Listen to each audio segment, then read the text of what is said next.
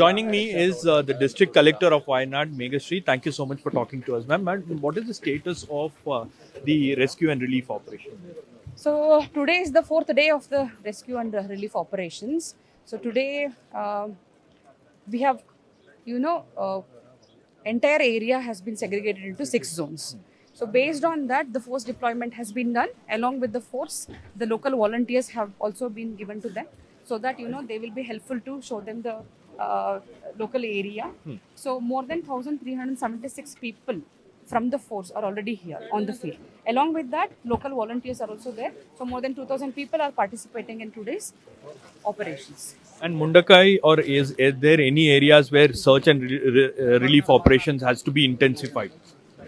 See, we have identified those areas mostly in each zones as per our priority. We in each zones as per our priority we have deployed the forces. So that has been taken care. And today we will be doing the rescue operations in the downstreams also.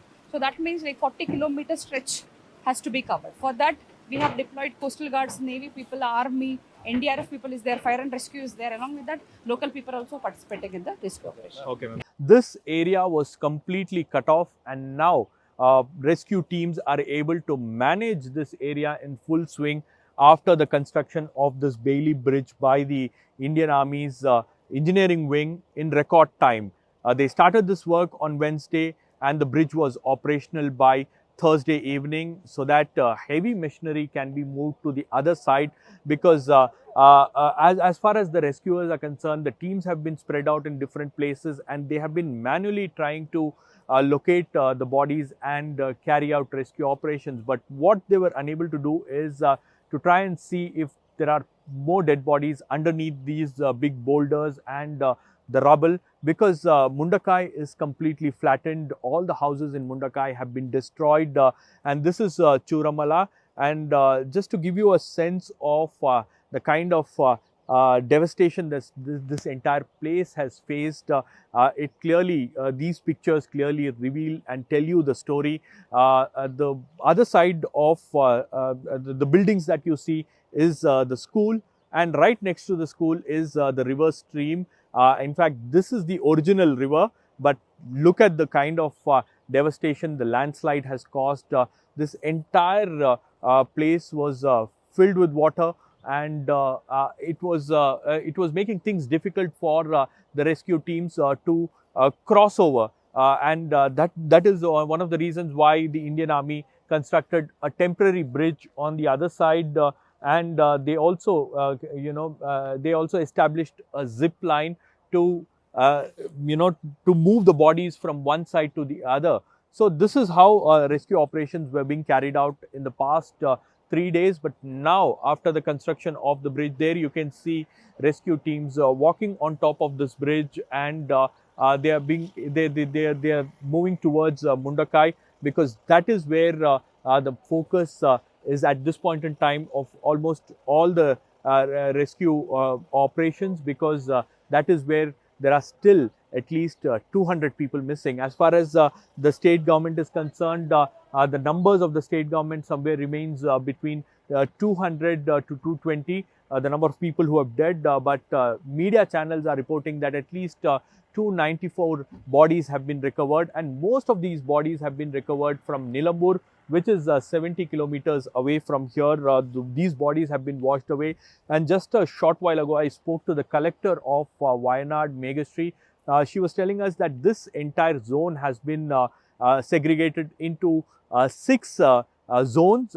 This entire area has been segregated into 6 zones, and teams are being sent to focused locations to try and see if there is more if they can retrieve the dead bodies that are there. And in some areas, the rescue teams were unable to access, because the roads were completely cut off, and now they have managed to do so. And a short while ago, the officials confirmed that they have moved 22 Hitachi vehicles, and also excavators, and also the heavy machinery that is required for cutting those boulders, moving the rubble, and trying to carry out search operations.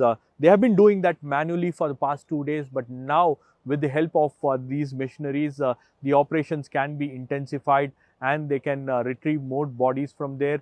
And also, as far as the construction of the bridge is concerned, this bridge can withstand the weight of at least 240 tons according to the Indian Army. So this bridge will remain here, but the access is restricted. They are not allowing everyone, they are not allowing all the vehicles here. Only limited vehicles are being allowed, and only people who are part of the rescue operations, they are being allowed. It's not open for the general public. So this is mainly for the relief and rescue operations. So there is a thorough check that is done on the other side, and after the construction of this bridge, the entire operation has been intensified, and the authorities are hopeful that they will be able to reach the other areas. And if in case help is required to people who are stranded there, or people who are there in the other areas, the authorities can easily access those areas and provide them some kind of relief. In Chooralmala, with Harita John, Shabir Ahmed for the News Minute.